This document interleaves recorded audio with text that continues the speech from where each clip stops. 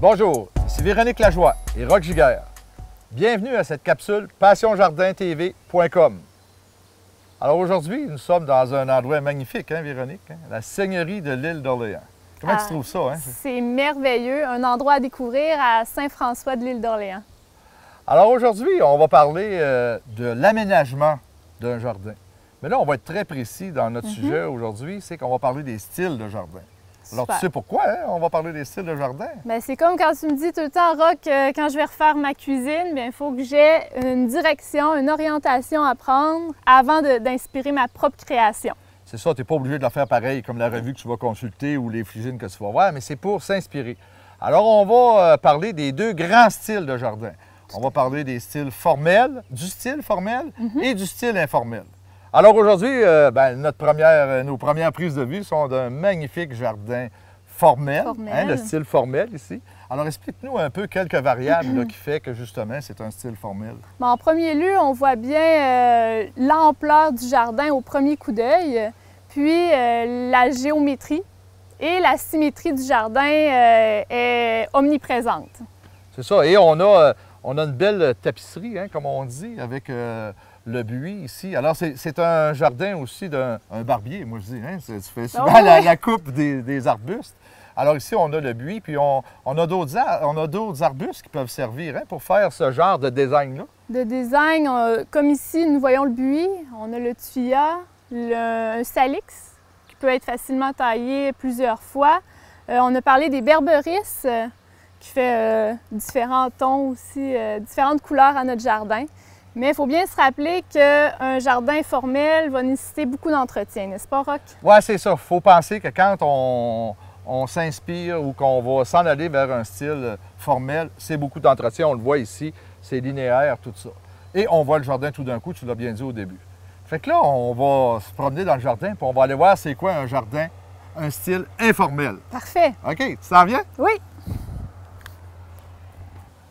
Alors, tu as vu, Véronique, c'est comme si on était rendu dans un autre jardin. Hein? Mais on est encore à la seigneurie de l'île d'Orléans. C'est ça, on est toujours dans le même jardin. Elle a réussi ici à varier les styles en les mettant pas tout à fait un à côté de l'autre, mais aussi en créant des barrières. Hein? Ça fait qu'on peut faire deux styles différents dans notre jardin. Alors ici, on est un style qu'on appelle informel. Alors, on voit. Alors, explique-nous donc un peu les différentes variables du style informel. En le voyant, là, ici, tu le vois?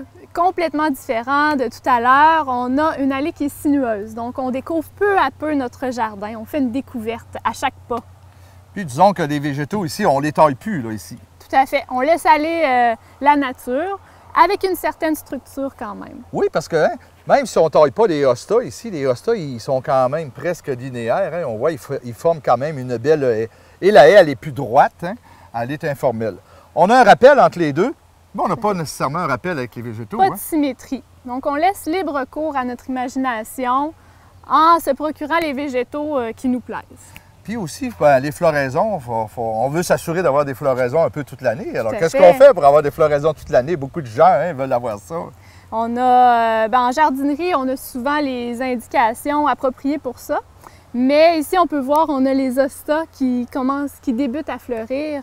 Il y a les monardes dans ce coin-ci qui vont débuter et les lys. Qui ne sont pas encore, qui sont à la veille d'éclore. Alors, c'est pour ça, hein, on peut se fier à nos centres jardins, Passion Jardin, justement, pour, si on veut une floraison qui va s'échelonner du début du printemps, aller jusqu'à l'automne, pour un bon choix de végétaux. On a aussi des textures hein, dans ce jardin-là, des couleurs, hein, parce que là, c'est ça, on n'est plus en regard de la forme. Là, on va vraiment dans une définition d'un jardin qui va être pour le agréable. Tout à fait. Alors, on les voit en arrière, les textures. Qu'est-ce que tu aimes mieux dans les textures qu'il y a en arrière? Mais ici, il y a le berberis et le physocarpe qui nous fait un rappel de rouge en deux plans. C'est tel une peinture, c'est vraiment de l'art.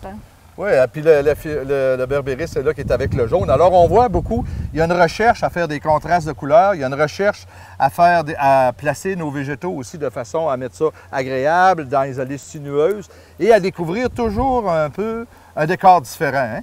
D'ailleurs, on va aller le voir, hein, parce que, je vais te dire... On est curieux. On est curieux. Et là, ça vient de conclure cette chronique-là.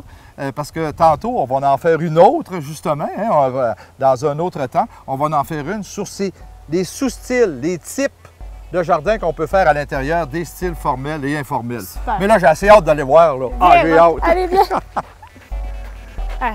Ah, hein? C'est super. Regarde, regarde.